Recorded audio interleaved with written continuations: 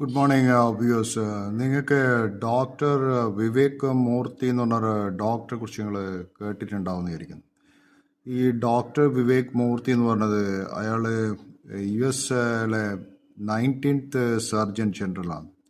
Surgeon general എന്ന് പറഞ്ഞാൽ ഇയാൾ യു എസ് പ്രസിഡൻറ്റിൻ്റെ ഡോക്ടറാണ്. ഇയാളൊരു ഇന്ത്യൻ വംശീയനാണ്. He was the doctor for Barack Obama, Joe Biden.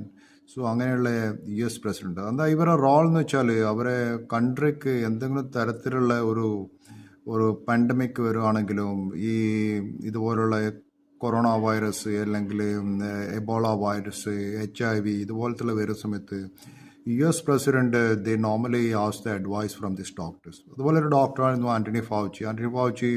Harrison principles book എഴുതിയ അതിൻ്റെ ഒരു എഡിറ്റർ കൂടിയാണ്, മെയിൻ ഡോക്ടറാണ്. നിങ്ങളെല്ലാവരും ആ കോവിഡ് സമയത്ത് ആ ഡോക്ടറെ ടി വിയിലൊക്കെ കണ്ടിട്ടുണ്ടാകുമായിരിക്കും. വിവേക് മൂർത്തി ഒരു ബുക്ക് എഴുതിയത് together the healing power of human connection എന്ന് വെച്ചാൽ അയാൾ പറയുന്ന വലിയൊരു പോയിന്റ് ആ ബുക്കിൽ പറയുന്നത് വെച്ചാൽ ലോൺലിനെസ് ആണ് മനുഷ്യൻ്റെ ഏറ്റവും വലിയ ഒരു രോഗം എന്ന് പറയുന്നത്. കാരണം ലോൺലിനെസ് അനുഭവിക്കാത്ത മനുഷ്യന്മാർ ഉണ്ടാവില്ല. കാരണം അതൊരു യൂണിവേഴ്സൽ ഹ്യൂമൻ കണ്ടീഷൻ. അത് എല്ലാവർക്കും എല്ലാ വാക്സ് ഓഫ് ലൈഫിലും എഫക്റ്റ് ചെയ്തിട്ടുണ്ടാവും. അത് ഒരു പബ്ലിക് ഹെൽത്ത് ക്രൈസിസ് ആണ്. അത് അമേരിക്കയിൽ മാത്രമല്ല, ഇന്ത്യയിലായാലും ശരി. കാരണം ഇപ്പോൾ ഒരു പരിധിവരെ ആൾക്കാർ സോഷ്യൽ നെറ്റ്വർക്ക് ഉപയോഗിച്ചിട്ട് അത് കണക്ട് ചെയ്യുന്നത്. പക്ഷേ ഈ സോഷ്യൽ നെറ്റ്വർക്ക്സിനും അതിൻ്റേതായ ലിമിറ്റേഷൻസ് ഉണ്ട്. കാരണം സോഷ്യൽ നെറ്റ്വർക്ക്സ് ഉപയോഗിക്കേണ്ട ഒരു വലിയ പ്രശ്നം, നമ്മൾ ഫേസ് ടു ഫേസ് ആൾക്കാരെ മീറ്റ് ചെയ്യുന്നില്ല. ദാറ്റ് ബിക്കംസ് പിന്നെയും ആൾക്കാർ ലോൺലിനെസ്സിലേക്ക് പോവുക ചെയ്യുന്ന ഇയാൾ പറയുന്നത്. ഈ ഫീലിങ്സ് ഓഫ് ലോൺലിനെസ് അത് ഈവൺ കോവിഡ് സമയത്ത് വാക്സിനേഷൻ ചെയ്ത സമയത്തും അതിൻ്റെ റെസ്പോൺസ് കുറച്ചെന്നാണ് സ്റ്റഡീസ് പറയുന്നത്. ഒരു 2 മില്യൺ അമേരിക്കൻസിൽ അവർ സ്റ്റഡി ചെയ്ത സമയത്ത് ഇതാണ് കണ്ടെത്തിയത്. അതുകൊണ്ട് ഈ സോഷ്യലി ഐസൊലേറ്റഡ് ഏരിയയിൽ താമസിക്കുന്ന കൂട്ടർ they are link to higher risk of mortality. അയാൾ പറയുന്നത്, ഇൻ ഷോർട്ട് പറയുന്നത്, belongingness is a crucial to human ത്രൈവിങ്.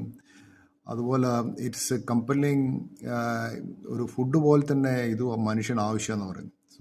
ഇത് ഇങ്ങനെയുള്ള ജീവിക്കുന്ന കൂട്ടർ അവരുടെ റിസ്ക് ഫാക്ടർ, ഒരു സിഗരറ്റ് എത്രമാത്രം സ്മോക്ക് ചെയ്യുന്നു അതുപോലെ തന്നെ റിസ്ക് ഫാക്ടേഴ്സ് ഉണ്ടായെന്ന് പറയുന്നത്. ഇങ്ങനെയുള്ള സോഷ്യൽ കണക്ഷൻസ് വളരെ ഇമ്പോർട്ടൻ്റ് ആണ്. അതിൻ്റെ